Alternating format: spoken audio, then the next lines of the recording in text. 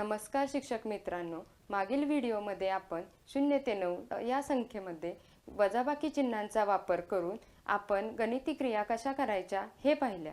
आता या व्हिडिओमध्ये आपण अध्ययन स्तर 13 0 ते 9 या संख्यांचा दैनंदिन परिस्थितीमध्ये वापर करून शाब्दिक उदाहरणे सोडवितो। आपल्या दैनंदिन आयुष्यात 0 ते 9 या संख्यांचा वापर सतत करत असतो।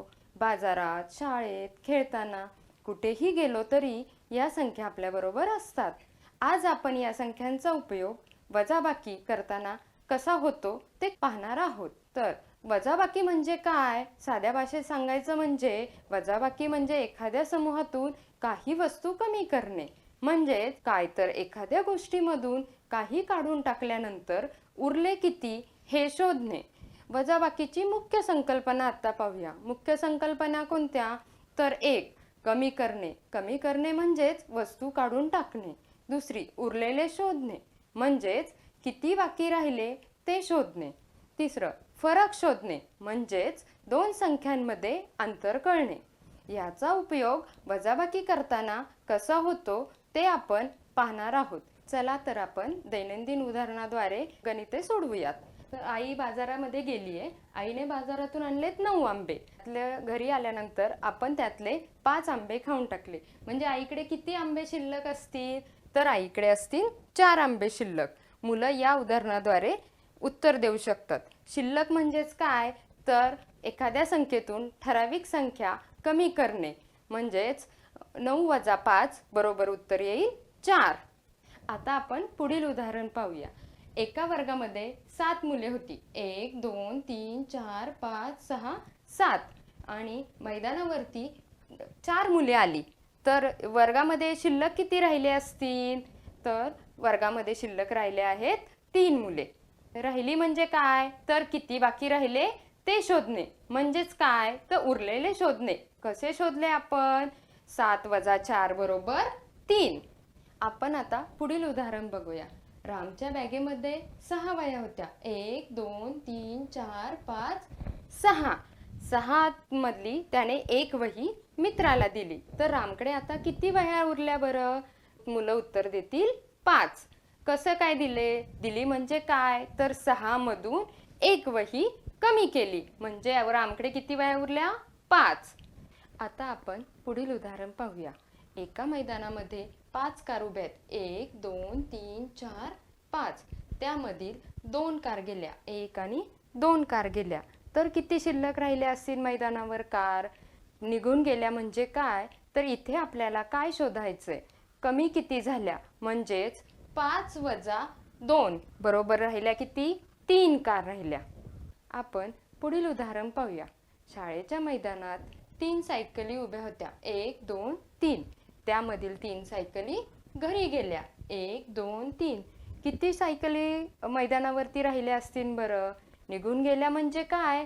कमी करणे, म्हणजेच 3 मधून 3 वजा करणे, तर मैदानावर सायकली राहिल्या 0।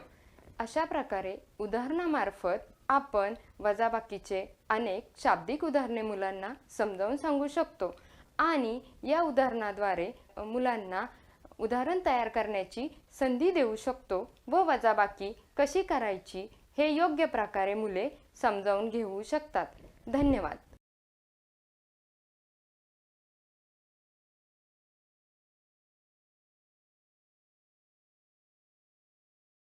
नमस्कार शिक्षक मित्रांनो, मागील व्हिडिओमध्ये आपण खेळाच्या साहाय्याने वजाबाकीची शाब्दिक उदाहरणे सोडवणे हे पाहिले।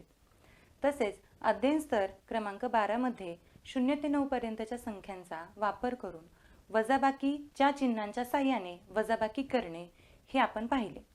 तर आत्ताचा जो अध्ययन स्तर आहे, अध्ययन स्तर क्रमांक 13, 0 ते 9 पर्यंतच्या संख्यांचा वापर करून दैनंदिन परिस्थितीमध्ये शाब्दिक उदाहरणे सोडवितो। हा स्तर मुलांना अवगत करून देण्यासाठी आपण विविध खेळ तसेच कृतीतून ते त्यांना शिकवू शकतो। तर वजाबाकीचे वेगवेगळे अर्थ आपण घेतो। वजाबाकी म्हणजेच वजा करणे, कमी करणे, तफावत काढणे, फरक काढणे, अंतर तपासणे, घट मोजणे, रद्द करणे, काढून टाकणे आणि याचे सर्वात महत्त्वाचे उत्तर म्हणजे की शिल्लक राहिले किती। वजाबाकी शिकवताना शिल्लक राहणे आणि किती उरणे हे मुलांना समजणे महत्त्वाचे असते. हीच वजाबाकीची संकल्पना उदाहरणांच्या साहाय्याने सोडवण्यासाठी आपण आज मण्यांच्या पाटीचा वापर करणार आहोत, जी आपल्याला शाळेमध्ये सहजता उपलब्ध असते. प्रथमतः मण्यांच्या पाटीचा वापर करण्या अगोदर मुलांना त्यांच्या दैनंदिन आयुष्यातील उदाहरणांशी जोडूयात. उदाहरणार्थ, प्रथम मुलांना एखादी सोपी गोष्ट सांगा. जसे, राम या मुलाकडे 7 बदाम होते. त्यातील 3 बदाम त्याने खाल्ले, तर त्याच्याकडे आता किती शिल्लक राहिले? याची उत्तरं मुले देतील. आता त्यांच्या दैनंदिन आयुष्यातील उदाहरण आपण मण्याच्या पाटीचा वापर करून त्यांना दाखवणार आहोत. यासाठी आपण एक उदाहरण पाहूया. मणीपाटीवर 7 मणी आहेत. त्यातील 3 मणी खाली ढकलले तर मणीपाटीवर किती मणी शिल्लक राहिले? हे उदाहरण आपण मुलांना मणीपाटीवरती करून दाखवूया. 7 मणी मोजून आपण वरती घेऊयात. 1, 2, 3, 4, 5, 6 व 7. मुले हे मणी मोजून दाखवतील. आता त्यातील 3 मणी खाली ढकलूया. 1, 2, 3. आता मुलांना विचारल्यावर मुले वरती राहिलेले मणी मोजून दाखवतील. म्हणजेच मुलांना समजवताना आपण हे सांगायचे की 7 मण्यांपैकी जर आपण 3 मणी खाली ढकलले, कमी केले, तर वरती मणी किती शिल्लक राहिले? म्हणजेच 7 मधून 3 कमी केल्यानंतर त्याचे उत्तर किती येईल? तर 7 वजा 3 म्हणजे उत्तर असेल 1, 2, 3 व 4. मुले अशी मोजून उत्तरे देतील. मुलांना अशा उदाहरणासोबतच शून्याची वजाबाकी देखील समजावणे महत्त्वाचे असते.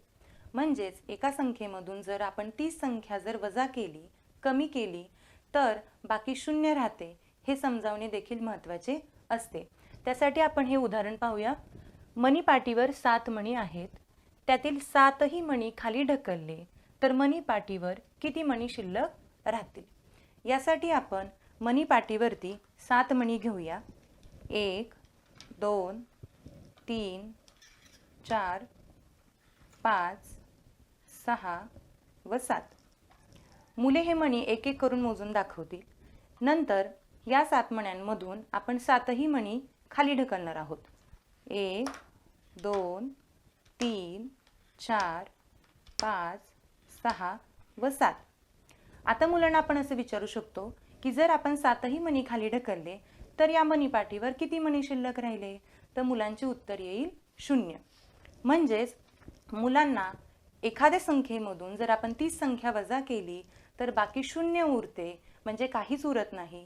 ही संकल्पना देखील त्यांची दृढ होण्यास मदत होते. जेव्हा मण्यांच्या साहाय्याने मुले अशा क्रिया करतात तेव्हा मुलांना त्या वजाबाकीचा अर्थ अधिक स्पष्ट होतो. मण्यांच्या पाठीमागे विद्यार्थी वजाबाकीची शाब्दिक उदाहरणे प्रत्यक्ष क्रिया करून सोडू शकतात. त्यामुळे ती समजायलाही त्यांना सोपी जातात. मण्यांच्या हालचालींवर मुले लक्ष केंद्रित करतात व ते लक्ष केंद्रित केल्यामुळे मुलांची एकाग्रता वाढण्यास मदत होते. मण्यांच्या पाटीचा वापर करणे ही गोष्ट मुलांना रंगीबेरंगी असल्यामुळे आकर्षक व मनोरंजक वाटू लागते. त्यामुळे मुले गणिताला न भीता आनंदाने ते शिकत जातात. कृती, खेळ व साहित्य याचा वापर करून शिक्षक मुलांना अशी उदाहरणे विविध प्रकारे रंजक पद्धतीने सांगू शकतात व मुलांकडून ते स्वतः कृती करून घेऊ शकतात. जर आपण असे केले तर नक्कीच मुलांना त्यांचा असलेला हा जो अध्ययन स्तर आहे तो गाठण्यासाठी मदत होईल. धन्यवाद.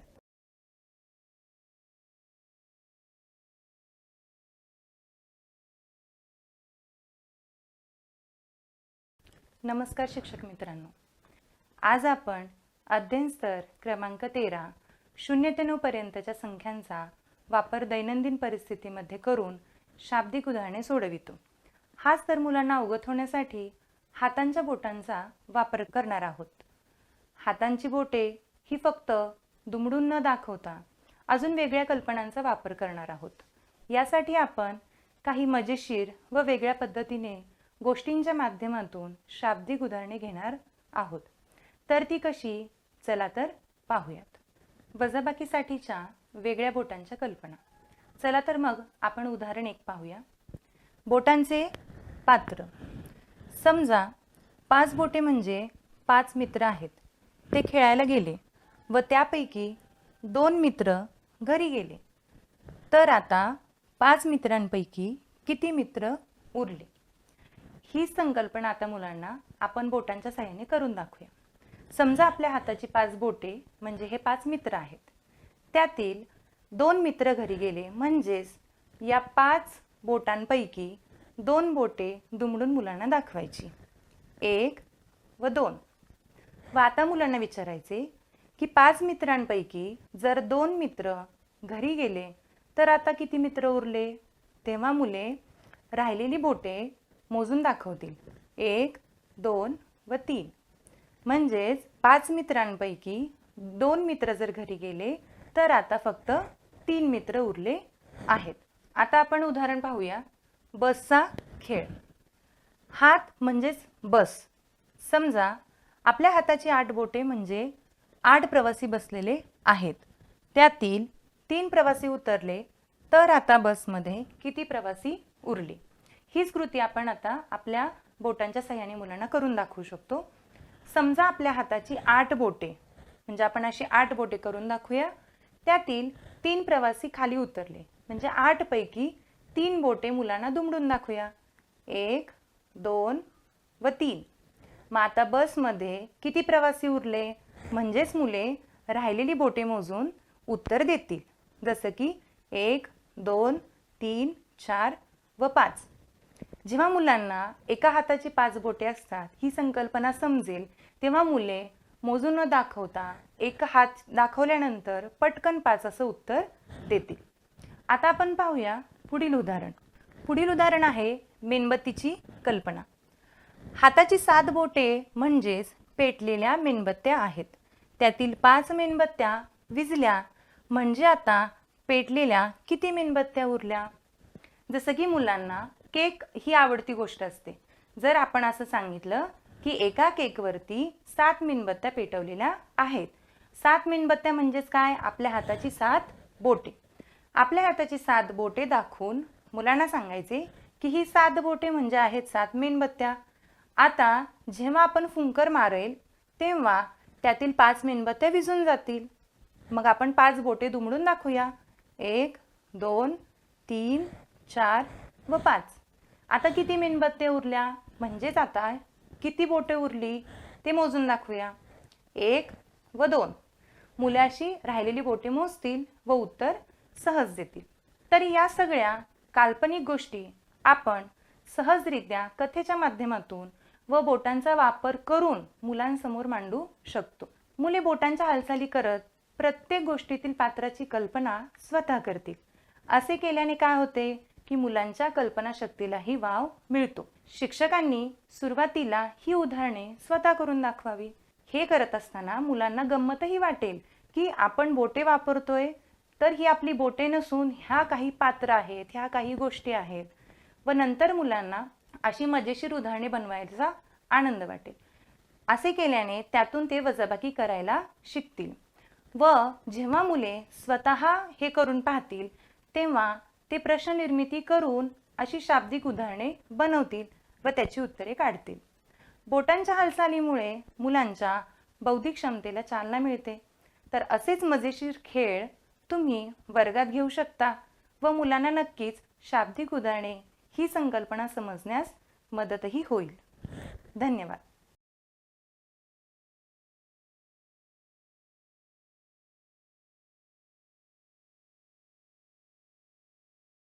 नमस्कार शिक्षक मित्रांनो.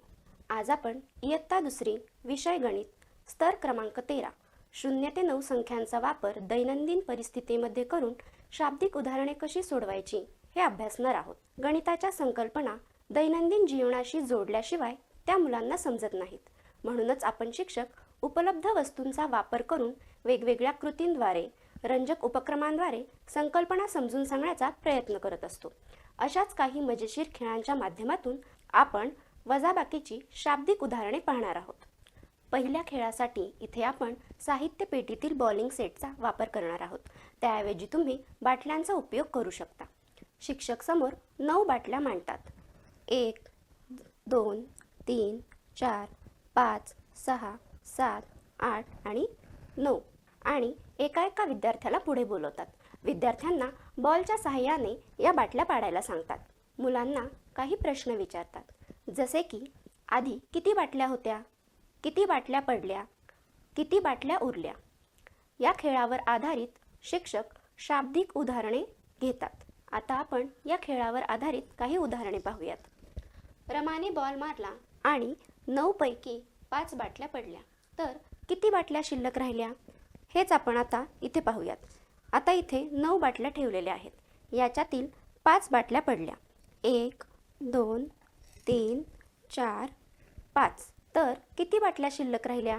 1 2 3 4. अशा प्रकारे मुले उत्तरं देतील. आता आपण दुसरे उदाहरण पाहूया. सलीमने बॉल मारला आणि 9 पैकी 3 बाटल्या पडल्या, तर किती बाटल्या शिल्लक राहिल्या? आता इथे 9 बाटल्या आहेत, त्यापैकी 3 बाटल्या पडलेल्या आहेत. 1 2 3. तर किती बाटल्या शिल्लक राहिल्या ते आपण बघूया. 1 2 3 4 5 6. अशा प्रकारे मोजून मुले तुम्हाला उत्तरे देतील. याच खेळाचा वापर करून तुम्ही कितीने कमी, कितीने जास्त अशा प्रकारे देखील उदाहरणे घेऊ शकता. वजाबाकीवर आधारित शाब्दिक उदाहरणे सोडवताना मुलांना मोठ्याने प्रश्न वाचायला सांगावे. काय दिले आहे, काय शोधायचे आहे हे विचारावे. तसेच उदाहरणांमधील महत्त्वाचे शब्द जे आहेत, जसे की किती उरले, किती शिल्लक राहिले, कितीने कमी झाले, फरक किती आहे, किती खर्च झाले, हे महत्त्वाचे शब्द मुलांना शोधायला सांगावे. दुसरा खेळ आपण पाहणार आहोत, जोकर डॉमिनेटचा खेळ. माझ्याकडे जोकरचे चित्र असलेले 9 कार्ड्स आहेत. तुम्ही अशा प्रकारे मजेशीर चित्रांचे कार्ड्स देखील वापरू शकता. शिक्षक पुढे 9 कार्ड्स मांडतात. 1 2 3 4 5 6 7 8 9. आणि या कार्ड्सवर आधारित मुलांना काही प्रश्न विचारतात, जसे की सुनीलने लाल टोपी असलेले जोकर बाजूला ठेवले, तर किती जोकर उरले? आता इथे आपण लाल टोपी असलेले जोकर बाजूला काढूया. 1 2 3. तर किती जोकर शिल्लक राहिले ते आपण पाहूया. 1 2 3 4 5 आणि 6. अशा प्रकारे मुले तुम्हाला उत्तरं देतील. यावर आधारित आपण अजून एक उदाहरण पाहूया. रंजनाने पिवळी टोपी असलेले जोकर बाजूला ठेवले, तर किती जोकर उरले? आता इथे पिवळी टोपी असलेले किती जोकर आहेत हे आपण पाहूया. 1 2 3. हे जोकर बाजूला ठेवल्यानंतर आता किती शिल्लक राहिले हे आपण बघूया. 1 2 3 4 5 आणि 6. अशा प्रकारे या कार्ड्सचा उपयोग करून मुलं तुम्हाला या खेळावर आधारित प्रश्नांची उत्तरे देतील. अशाच खेळांवर आधारित तुम्ही विद्यार्थ्यांना गटकार्यही देऊ शकता, जसे की त्यांना गटामध्ये या खेळावर आधारित शाब्दिक उदाहरणे तयार करण्यास सांगू शकता. अशा प्रकारे आपण विविध खेळ आणि कृतींचा वापर करून वजाबाकीवरील शाब्दिक उदाहरणे अधिक सोप्या आणि मनोरंजक पद्धतीने शिकवू शकतो. धन्यवाद.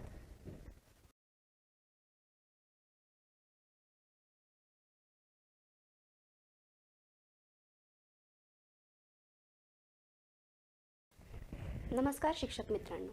या व्हिडिओमध्ये आपण स्तर क्रमांक 13 म्हणजेच 0 ते 9 पर्यंतच्या संख्यांचा वापर दैनंदिन परिस्थितीमध्ये करून वजाबाकीची शाब्दिक उदाहरणे सोडवतो हा स्तर पाहणार आहोत.